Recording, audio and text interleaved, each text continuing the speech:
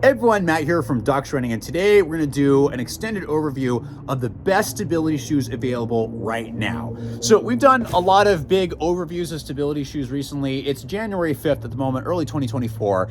We've done a best of 2023, which was really exciting, and actually one of those shoes is, well, two of those shoes are going to be on there.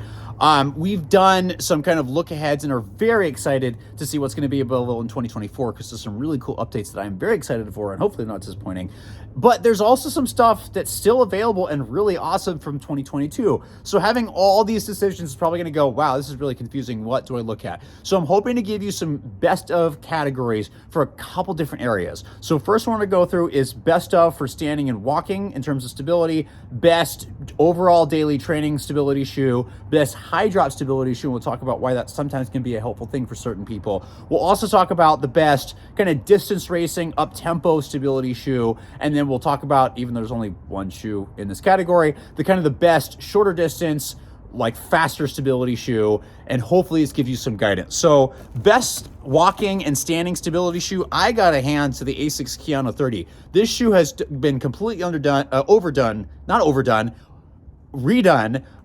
from top to bottom. I really have enjoyed actually standing and walking this shoe a lot. I did a 100-mile review of it because I also did enjoy running in it. It was a little heavy. It is 10.7 ounces, which isn't too far off from some of the averages. It just felt a little heavier than it needs to be, and I'm excited to see if that can drop in the next version. But it's still a smooth shoe, and it's a great shoe that is very cushioned for long miles, be it standing, running, or walking. I was very interested because I've actually been walking around and observing people, malls, especially during the holidays, and then being in the hospital, either working in the hospital or my wife giving birth in the hospital not too long ago. A lot of people wearing this shoe and actually taking the spaces of some of the Hokas out there, although the Hoka Gavoida is obviously still a popular one just because Hoka. But the Kayano's been taking a lot more position just because I think it does a great job of a couple things. First of all, the fit is much wider than previous. It's really comfortable. You can splay your toes. It feels really nice, and it accommodates swelling over a super long time. So if you're standing, naturally you're going to get some foot swelling. If you're walking or running over the day, you're going to get some foot swelling. This upper accommodates it really well and feels very comfortable in the process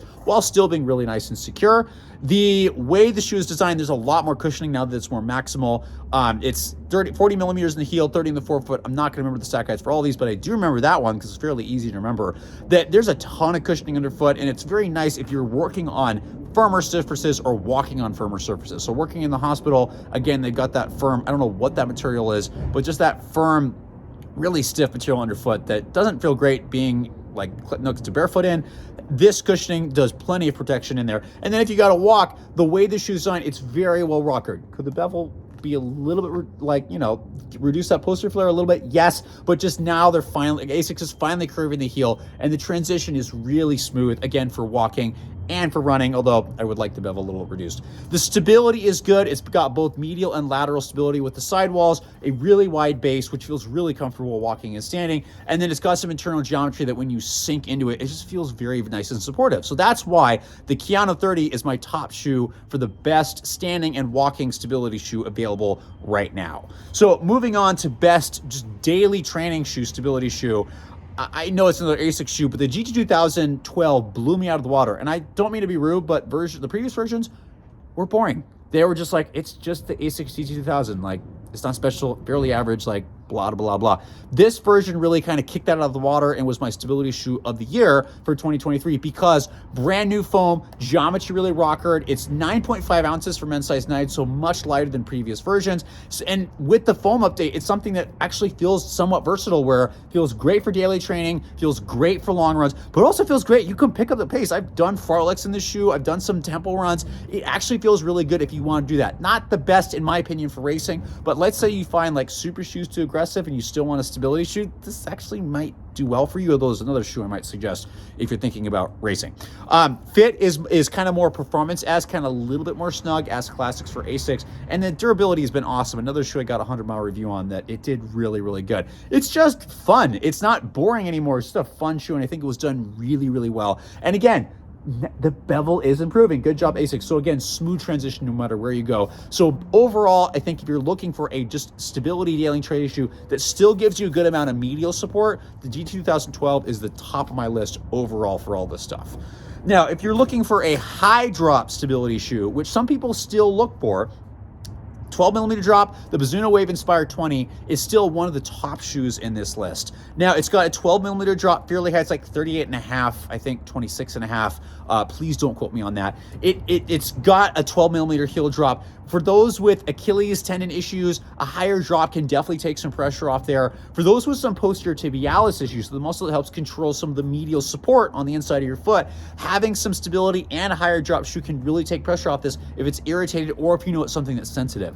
I really like the Inspire, and I have almost 100 miles on these because previous Inspires honestly were super clunky. The high drop, the stiffer foam. This, with the new Mizuno Energy Foam and the way that they're using it, felt so much smoother and actually didn't feel like a high drop shoe, just because the heel bevel and the way the heel transits is so smooth that even though it's fairly heavy at 10.7 ounces, I kept training in it because I actually really, really enjoyed it. The fit also is really nice, classic from Mizuno, where there's just a little bit more room in the toe box, and then it gets a little bit more snug through the heel. Just very comfortable upper, comfortable heel, comfortable transition while still providing some good stability and a higher drop if that's something you need. So best higher drop shoe, the Inspire 19 definitely wins out on that.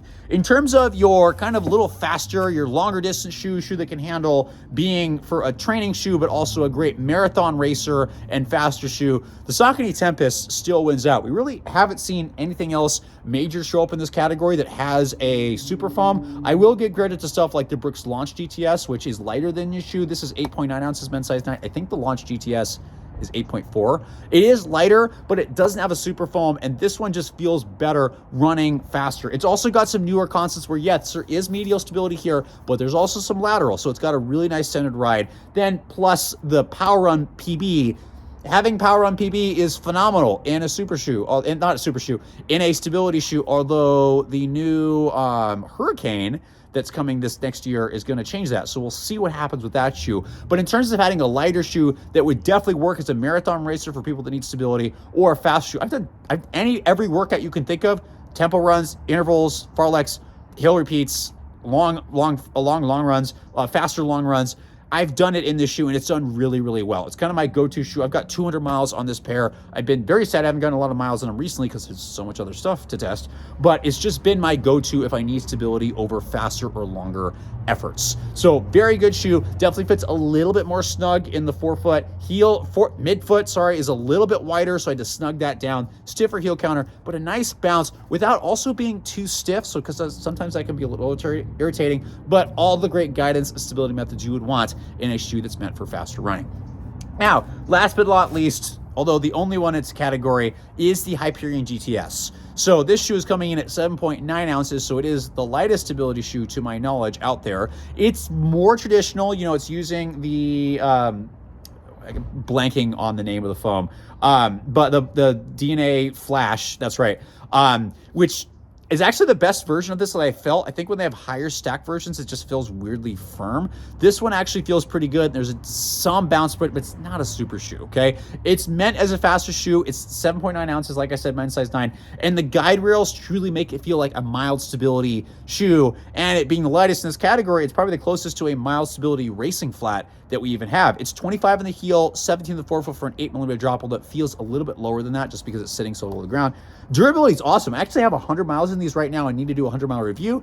Durability's been phenomenal, which is great because I honestly, for how little shoe there was, I was like, why are you charging $140 for this? And it's actually holding up really, really well. It is great for a lot of shorter efforts, for doing intervals, for doing track stuff. If you need some stability and finding other options out there aren't great enough. If you're also someone who needs stability and just wants to work on a little bit less shoe, work on foot strength, work on some strides, things like that, it's also a good shoe. And what's really nice is it actually fits a little bit wider in the forefoot. It snugs up nicely. It didn't have to lace lock or do anything to the shoe. It just has a little bit extra wiggle room in the forefoot, which isn't super common for faster shoes like this, but I also think that helps from a stability standpoint because just everything's a little bit wider. You can spread your forefoot, and it's just a solid shoe. Would I like to see a true super form in this? Yes, but I don't know if that's going to happen. We'll see with the Hyperion GTS 2 if it comes out this year. But that's the lineup. There's some really, really great stability shoes out there. They're not as boring as they used to be. And we're starting to see some potential, inklings that we might see even more cool stuff in 2024. So this is the best stuff that's available right at this moment as of January 5th.